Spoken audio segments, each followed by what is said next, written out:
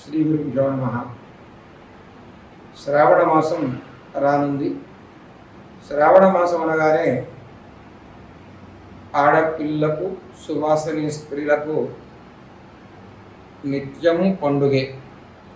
శ్రావణ మంగళవారములు, శ్రావణ మంగళ గౌరీ వ్రతములు, వరలక్ష్మీ వ్రతము ఇందులో ప్రధానతను సంతరించుకుని ఉంటుంది.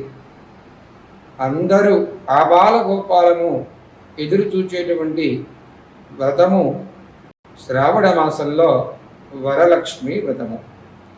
సహజంగా ఈ వ్రతాన్ని పౌర్ణమికి ముందుగా వచ్చేటువంటి శుక్రవారము రోజున జరపవలెను అనేది ఆచారములో, ప్రచారములో ఉన్నది. కథలో కూడా అక్కడక్కడ అలాగే ఉన్నది.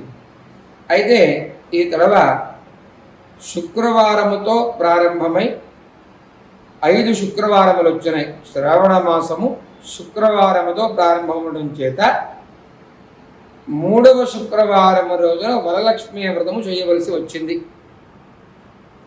ఇలా 8వ తేదీ శుక్రవారము చతుర్దశి తిథి మధ్యాహ్నం 1:45 తదుపరి పౌర్ణమి తిథితో కూడిన 8వ తేదీ రోజున వరలక్ష్మీ వ్రతమును చేసుకునవలెను. ఇది శాస్త్ర ప్రమాణము, పురాణ వాక్యము.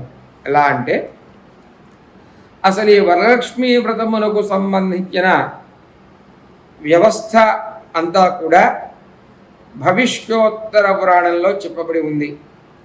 ఆ పురాణంలో ఉన్నటువంటి మాట, శ్రావణస్య శీతే పక్షే పూర్ణిమోపాంత భార్గవే వరలక్ష్మీ వ్రతం కార్యం మోక్ష సంపత్ఫలప్రదం, మోక్ష సంపత్ఫలప్రదం అని చెప్పబడింది.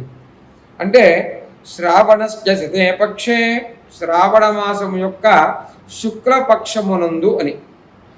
పూర్ణిమోపాంత భార్గవే, పూర్ణిమతో కూడిన శుక్రవారమునందు వరలక్ష్మీ వ్రతం కార్యం, వరలక్ష్మీ వ్రతమును చేయవలసి ఉన్నది అని శ్లోకార్థం.